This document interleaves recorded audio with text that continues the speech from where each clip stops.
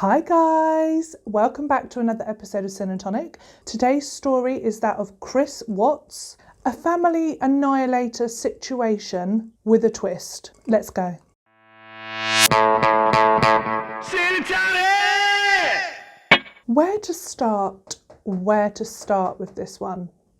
There is a bug. Go. Let's start with the family. Introducing Chris Watts. He was an oil field operator and worked for Anadarko Petroleum. Shannon Watts, his wife, she worked for a company called Level, I'm not sure how you say it, selling health supplements and weight loss pills and things like that. They had two daughters, Bella, who was 4, and Cece, who was 3. In the 2015 prior to this, they had filed for bankruptcy, and this is kind of a common theme throughout this story, but all was never as it kind of seemed. So they live in this large, really big, like 5-bedroom house, loads of bathrooms going on, nice hallway, like really, it's a nice house. It's a really nice property. It looks like a nice road, street, neighbourhood, looks really lovely. But lots of stuff is just like a great big facade. And it would seem that even in the 2018, when this story takes place, the financial aspect of their relationship was still pretty shocking. So the fancy house and the nice cars and the trucks and the things like that, you know, it seems like they were still in financial trouble. Just something to note. Let's skip to the morning of the 13th of August in 2018. This is where our story begins. Shannon Watts has gone on a business trip with her colleagues and her friend, Nicole Atkinson. Now, Nicole Atkinson, she drops Shannon back to Shannon's house at around 2 a.m. in the morning on the 13th. Shannon, at this point, is 15 weeks pregnant, and she has an appointment with the doctor at 9 o'clock the next morning. So her friend Nicole, she knows this, and she knows that there's this appointment at 9 o'clock that Shannon's meant to have. At 8:55 in the morning, Nicole sends a text to Shannon to ask if she is okay. And then again at 9:20, again, Nicole texts again and she says, let me know how your doctor's appointment goes, because she knows that she's going to go to this doctor's appointment for the baby. 11:46 rolls round, and again, Nicole texts. During this time, she's been trying to ring as well and trying to get hold of Shannon. She's worried about her. So she texts again at 11:46 to say that she's worried and that she's going to be coming to the house. When she arrives at the house, this is the point where Nicole, she starts to really worry about Shannon, because Shannon doesn't answer the door. Her car is still there. It's in the garage. This is all just like not making sense, and she's really worried about her friend. So this is the point when she calls the police, and they do send somebody around. They've also called Shannon's husband, Chris. Nicole starts to have a conversation with the police officer and just saying that Shannon wasn't well. She hadn't been feeling very great on this trip, on this business trip. She'd been suffering, and mentally, it sounds like this was the gist. Like, she wasn't doing very well mentally, and she'd not been eating, she'd not been drinking. They were like having to force her to eat and drink when they were away on this business trip. So that's like not normal. And she's 15 weeks pregnant as well. Like, you just want to eat all the food. So yeah, there's something like not right. She's not feeling very well. You know, they're worried about her. And also they have found out that she's missed her doctor's appointment at 9 a.m. This is where it gets spicy, because Chris Watts arrives home and you can watch the footage, but he is shady as shit. From like the beginning. So he pulls up, he rocks up, he took his sweet ass time coming home as well. He wasn't like there within seconds. Like he took his time to get from work to his house. When you've just had a phone call to say that your wife and your children are missing, it's like, what? You know, most people would be like in a hurry to get home, wouldn't they? You would think. Red flag number 1. When he does arrive, he just like pisses about, like doing things at the truck. What? There's no urgency. Red flag number 2. Because you would just be like, pull up, boom. You wouldn't even park properly, would you? You'd just be all over the place. You'd be like, oh, I don't know. Where is she? I'm worried. No, none of this. Just very cool, very calm, very collected, taking his sweet time. No. When he walks up to the police officer, hello, police officer, nice to meet you, he sort of makes a beeline straight for the garage, like as in that's how he's going to go in. I've never really thought about that before, but why did he not have a front door key? Maybe no. So, which is odd, isn't it? Is that odd? Do you always go through the garage to get into your house? I don't know this. So he goes straight for the garage. He said hello to the police officer, and then there's Shannon's friend, and he just like there's just a glancing look.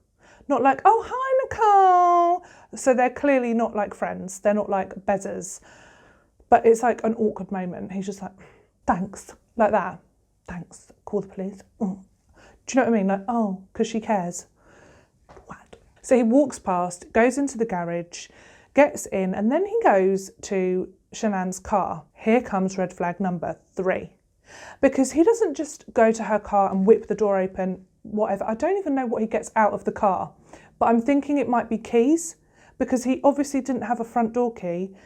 Or did he? This is now playing out in my mind. I'm going to have to now research this further, because why didn't he have a front door key?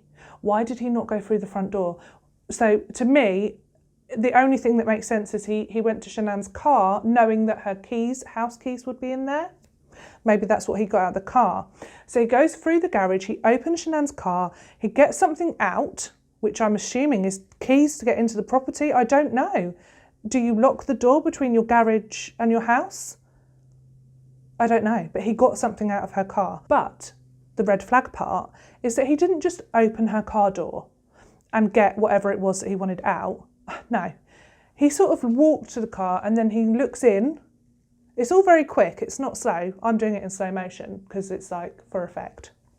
But he walks past, he looks in, and then he sort of like turns his body and then he looks in again, and then he opens the door. It's like, what was he looking for? It's like he was like, am I going to open the door? Am I not?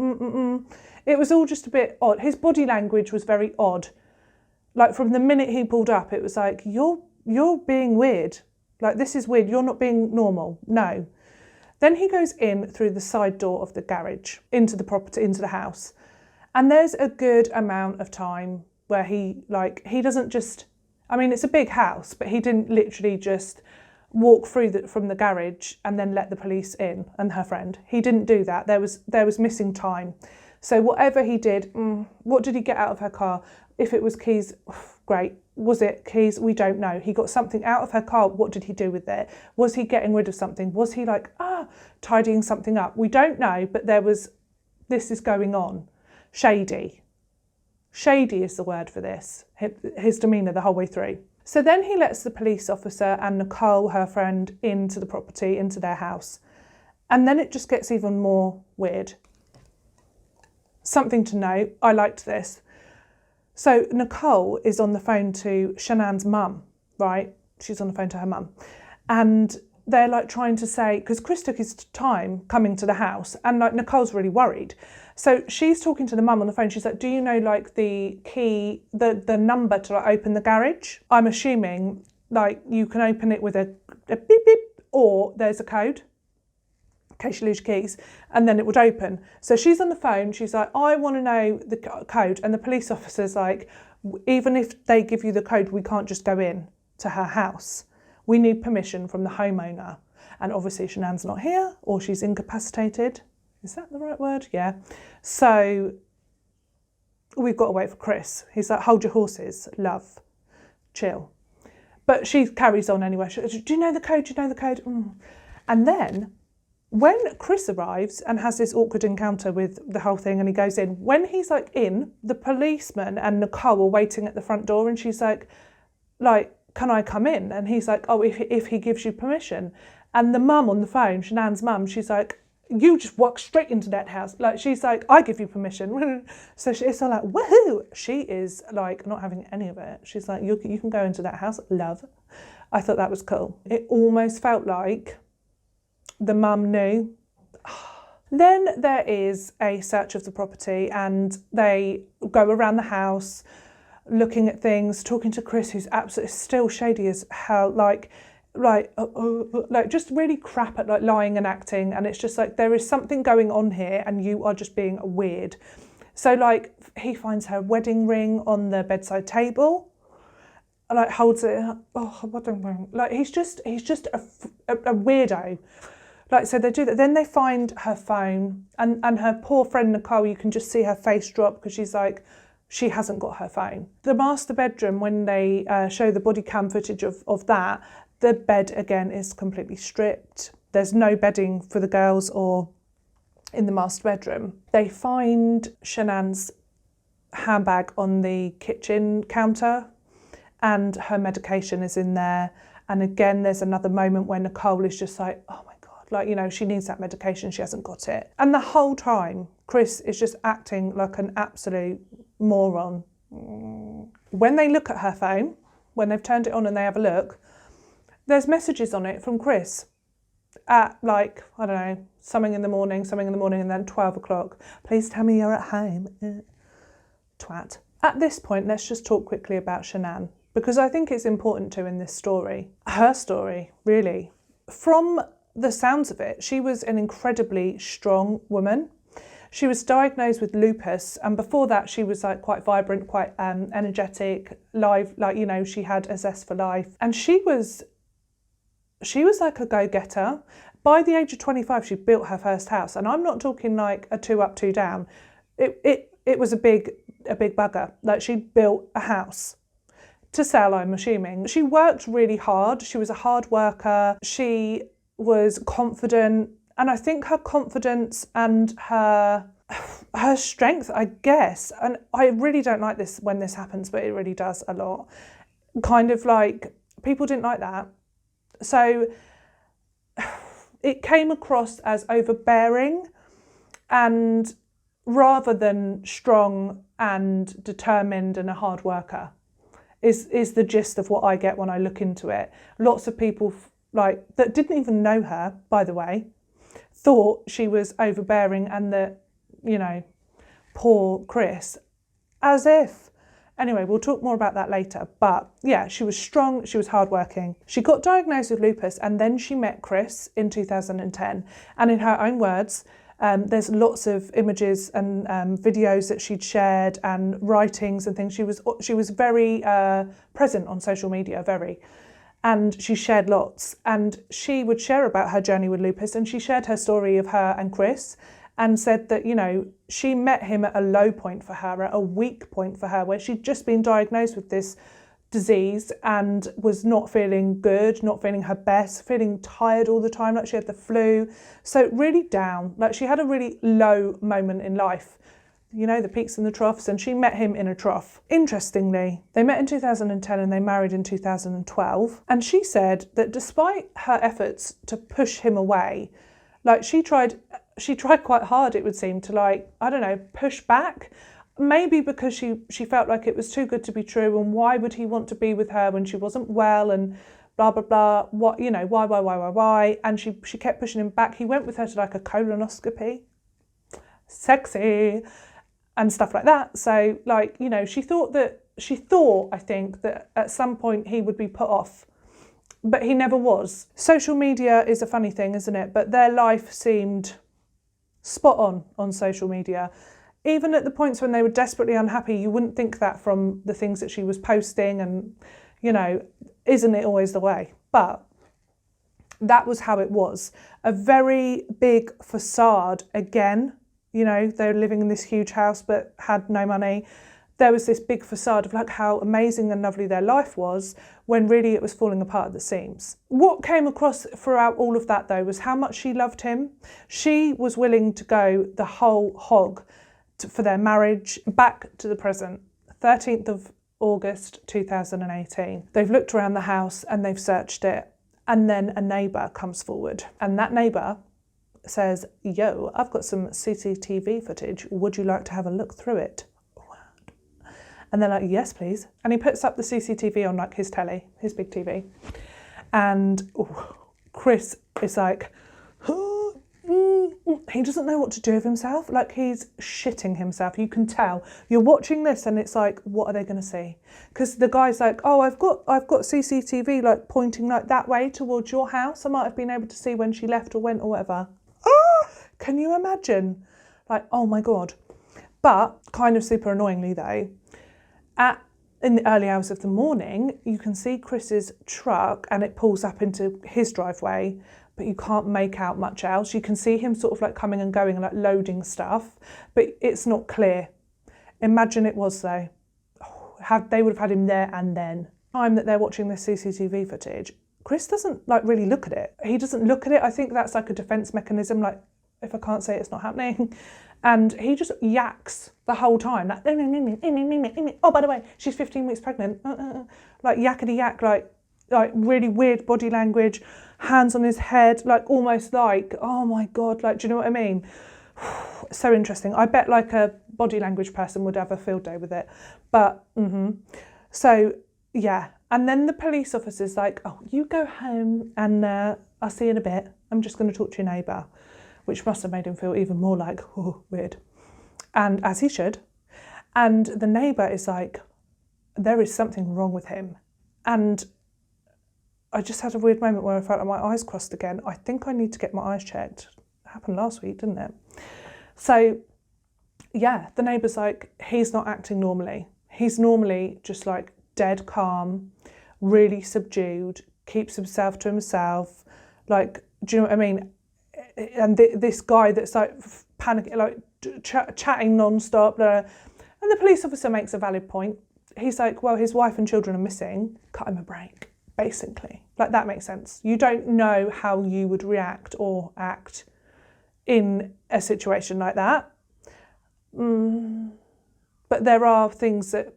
But he is shady. So the next day rolls around, 14th of August 2018, and the investigation is really kicking off now. They start canvassing the whole area. They've got like flyers and things that they're handing out to people. They're stopping people in their cars. They're like going door to door in the neighbourhood. Have you seen anything? Did you hear anything? Blah, blah, blah, blah, blah, blah. Doing all the like usual policey stuff. They speak to Chris and ask him if the girls or his wife have any like scars and distinguishing features, and ask for their heights and weights and descriptions. Awful. And then they go back to the house with sniffer dogs. So I think this was to like follow the scent. So get the scent of them, Shannon and the girls, and then see if there was like a trail. I didn't read much about what came of that. I'm sure there was something about the basement, and a dog went loopy in the basement because Chris was sleeping in the basement because their marriage was also not as it seemed on the outside. So lots of facades in this story, lots of like not what it seems. Chris is then interviewed by the news broadcasters. It looks so intimidating, by the way. I hope I'm never like in that situation. I could never be like famous because, dear me, like I had like sweaty palms when I was watching it. There's like all of the news networks there, like 7 or 8 like cameras and people. No, like geez, and this must happen when like genuinely people have lost people and stuff like that. Like how scary. So he is then interviewed, and it is cringy. It is cringy as hell. He is like this, arms crossed, like kind of bullshit and stroppy and like aggressive. Do you know what I mean? Like defensive. Oh, that's the word. He's really defensive, like like that. And look, no emotion, no upset. He's almost smiling. Weirdo. Like that's weird, isn't it? Almost smiling. When you watch genuine appeals for people that have gone missing or whatever, it is heartbreaking. Like people couldn't hardly talk sometimes. And then there's Chris, like dopey smile, arms folded, looking like a knob, and he's just like, if you're out there, can you come home? The house is really quiet without you. Shut up. Honestly, if anyone watched that and didn't think he was guilty of sin, I mean, what? Come on, 100%. 6 weeks before the 13th of August 2018, Shannon went on a holiday for the summer with her 2 daughters, Bella and Celeste, and Chris did not go.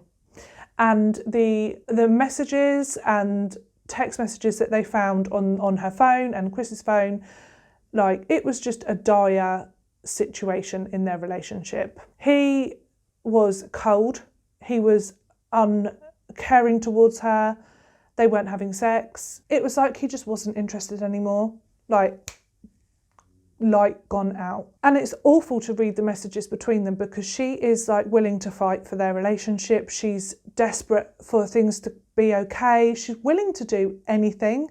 She tries to communicate with him and it's just like he ignores her phone calls, he ignores her text messages, but then he will message her back and be like, oh, but I love you and you're beautiful. And it's just a really confusing time. During this time as well, she's text messaging with her friends, explaining to them like what's going on, how she feels, how hurt she is. And yeah, it's sad. It's sad to see a relationship like crumbling before your eyes in like these messages. You can just see it. You can see his literally not giving a shit and her desperation to keep their marriage together. It's really sad. A couple of weeks into her trip, she's gone out to North Carolina where her parents and Chris's parents live. And they were at Chris's parents, her and the 2 girls. And there was a situation that happened where Chris's mum offered them ice cream, the girls, and Celeste, Cece, had an allergy and it really upset Shannon. She was like, you need to tell your mum and your dad that like they're pieces of shit for offering her ice cream. She really sort of like went hard. She went hard on Chris to go hard on his parents, and she like never wanted to see them again over this. Sounds like she had a real, like maybe there was, I don't think they all got on and there was like no love going to be lost over this. It was almost like that thing happened, but she used it to like blow it out of proportion, as you do sometimes. So this was like an episode that happened. And this was the only thing that she can think that had happened in their relationship recently that would make him be so cold towards her. Like he was upset with her for putting him in that position with his parents. She also said in messages that she regretted treating him a certain ways and that she knew that she could be bossy and overbearing and that she'd never really thought about how that would make him feel as a man. So it seems like she was really sort of like doing a lot of soul searching, trying to work out how can I fix this and, you know, make it better and have a happy marriage. It's just sad. They take Chris in for questioning. Of course they do. Of course they do. He's acting like an absolute knob and quite often women are hurt by their partners or their husbands. So you have to look down that avenue. They take him in and they start talking to him. And I mean, this guy's never had a cry once, never shed a tear. And his wife and daughters are just nowhere to be seen. And they start interviewing him and talking to him and asking him lots of questions. And it just, I mean, he's just still weird. He's just still weird. Just annoys me. I just was like watching like, oh, you're annoying. Something that I did love in the interview was the police officer was like, do you think she could have been having an affair? And like she's gone off with some man, right? And he was like, oh, I don't think so. Okay. And then he was like, right, well, what about you? And Chris was like, what? No, I'd never cheat on my wife. Liar. And then the police officer's like, I mean, look at you. You're really buff. Like you've been working out. Like you look great.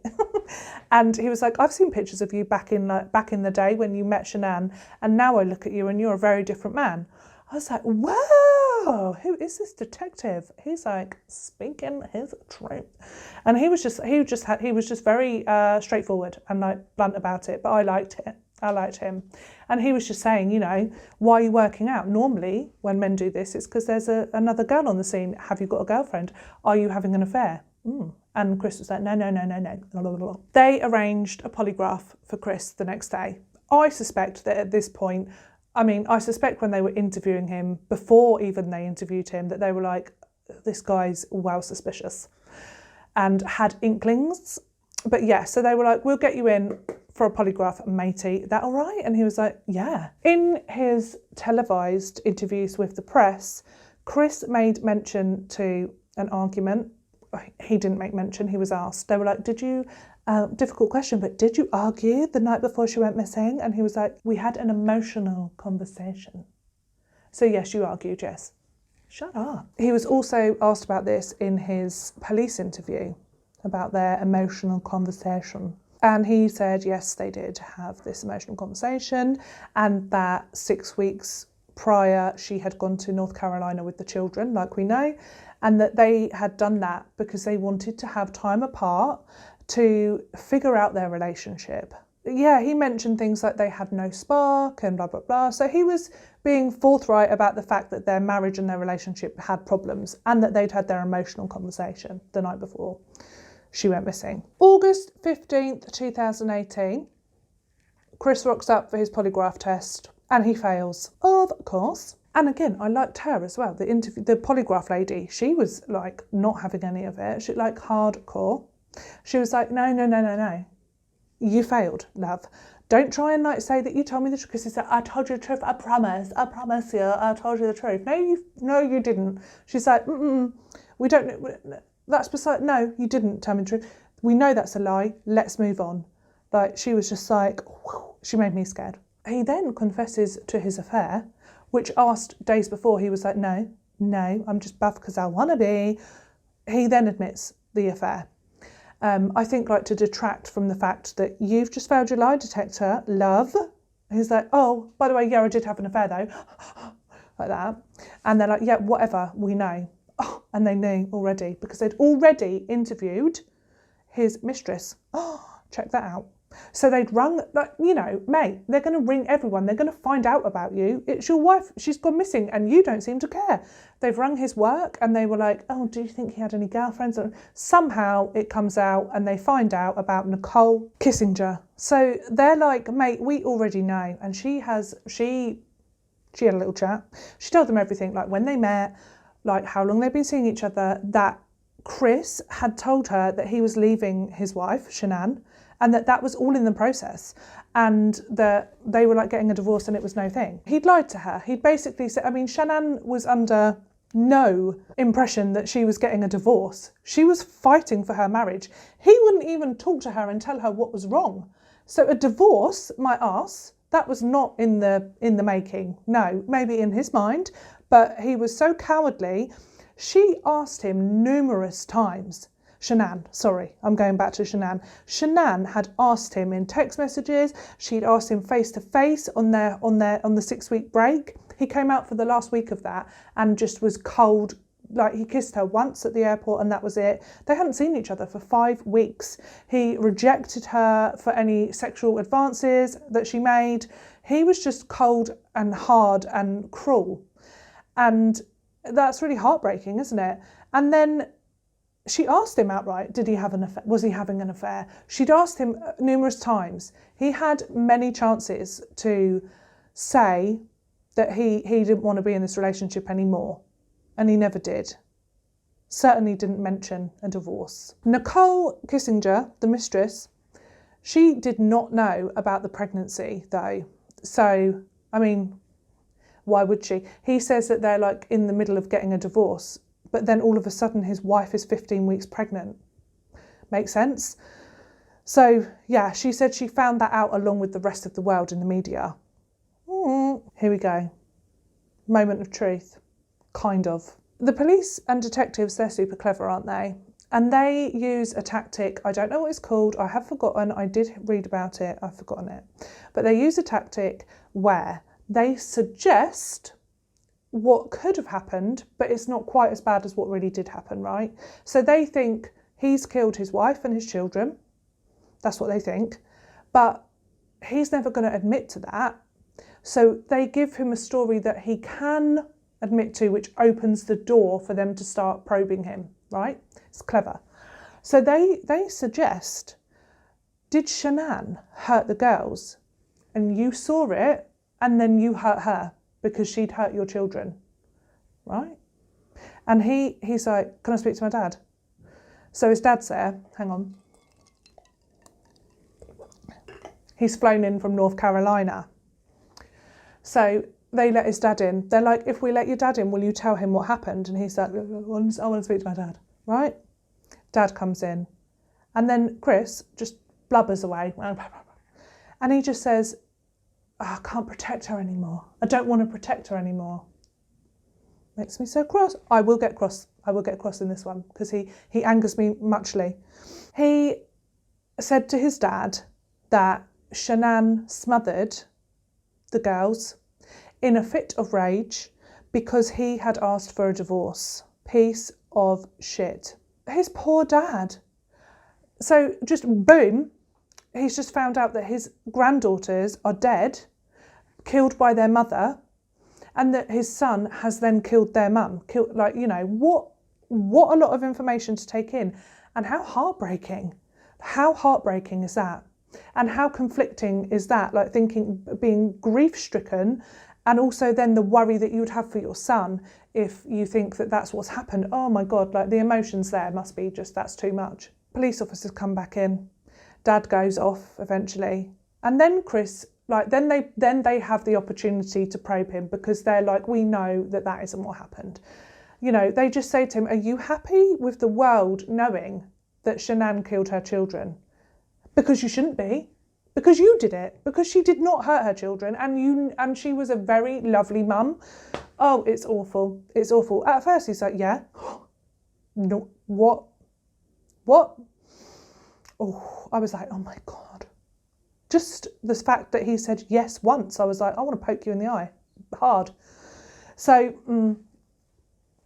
we move forward, and he maintains that Shannon smothered his children and that he then killed her. Then they talk about where the bodies are, and they show him pictures, and he shows them where he has disposed of the bodies. He shows them like a patch of land, which is where he dug a shallow grave for Shannon and their unborn son. And then it is grim, but he put his children into these great big oil tankers. So, yeah, one in each. That's another thought. Why one in each? Why not put them in the same one? I don't know.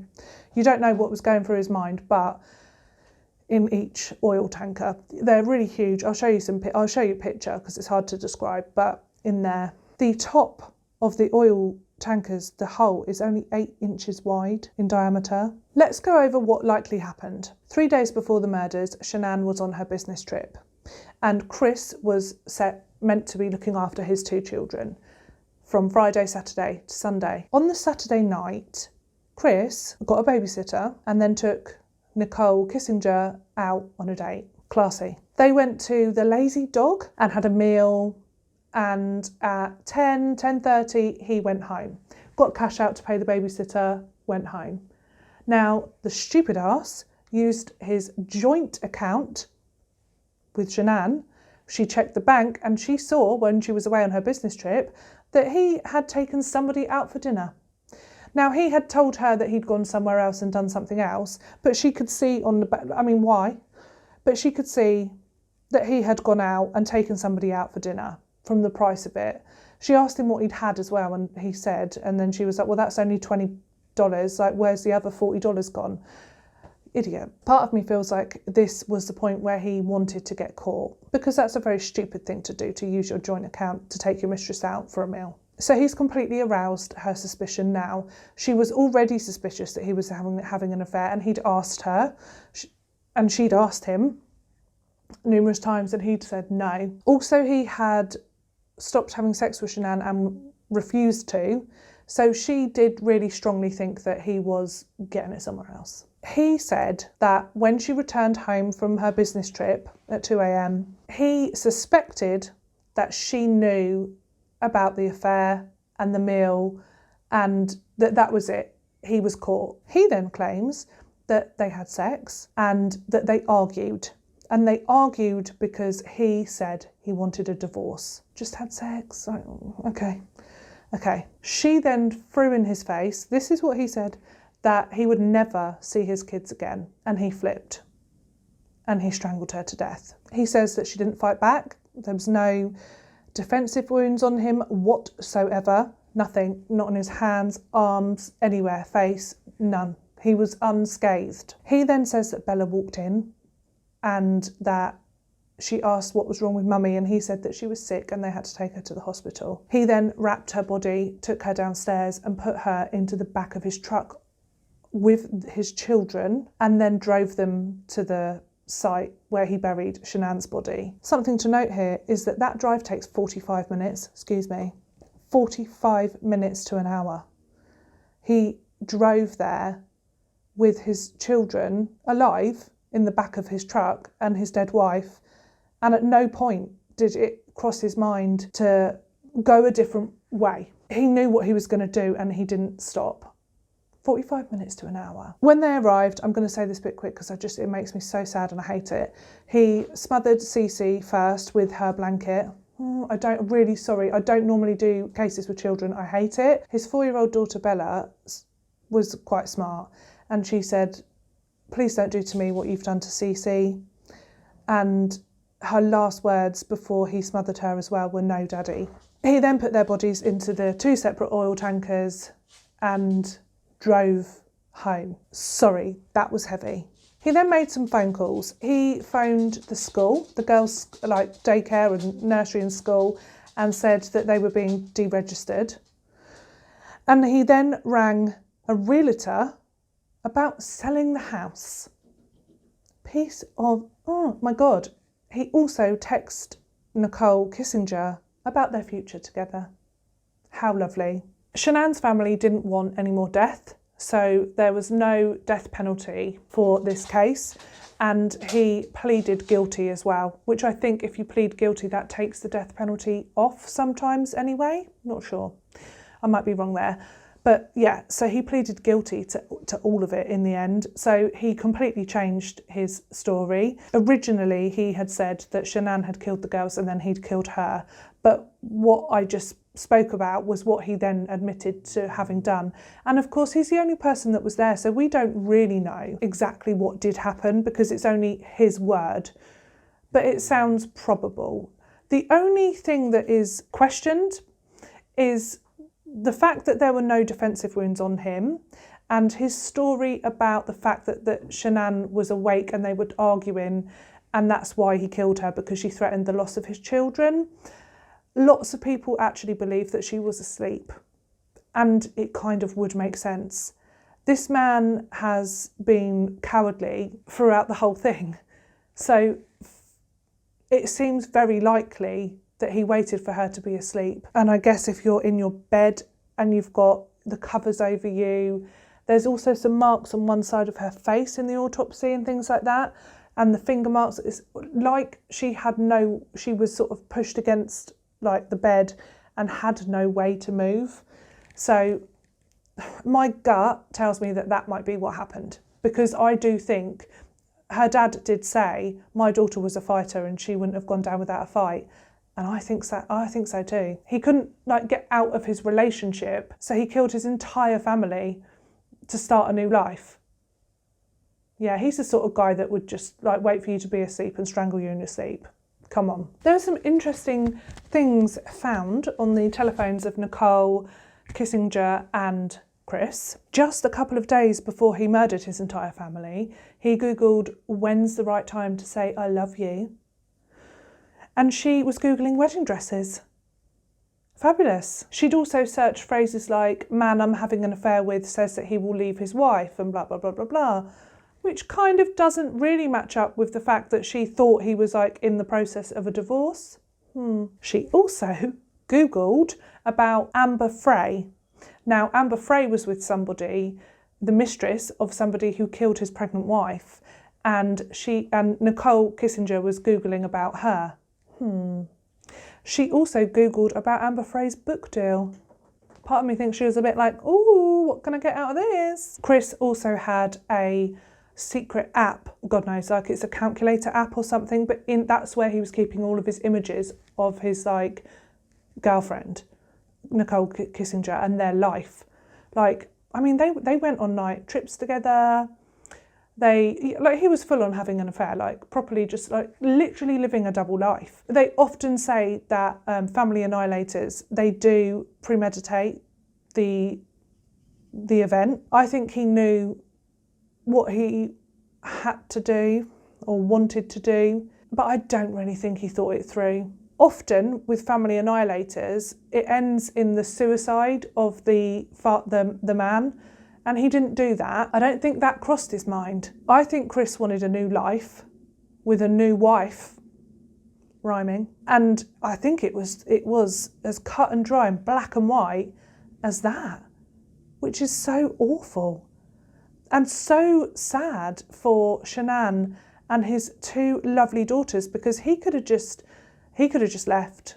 He could have just asked for a divorce. The reason I wanted to share this story this week was because this was the very first true crime story that I ever watched on YouTube.